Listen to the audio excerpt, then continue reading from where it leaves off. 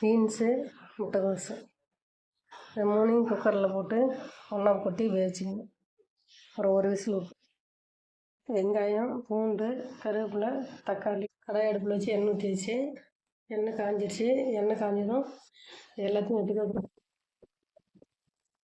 தேங்காய் கொஞ்சம் பொட்டுக்கடலை, சோம்பு, 2 பட்டை, ஒரு 4 லவங்கம் எல்லாம் போட்டு நல்லா அரைச்சிக்கணும்.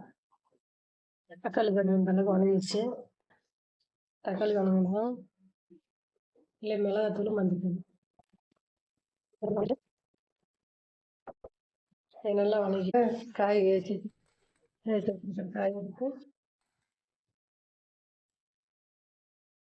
இது கொட்டிக்கணும்.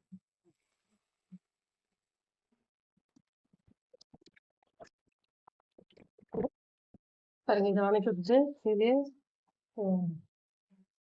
தேங்காய் பொட்டுக்கெல்லாம் ஆட்டி வச்சு நான் கொஞ்சம் புளி ஊற்றிருக்கிறேன். உங்களுக்கு தேவைன்னா புளி ஊற்றிங்க, இல்லைன்னு பாருங்கள்.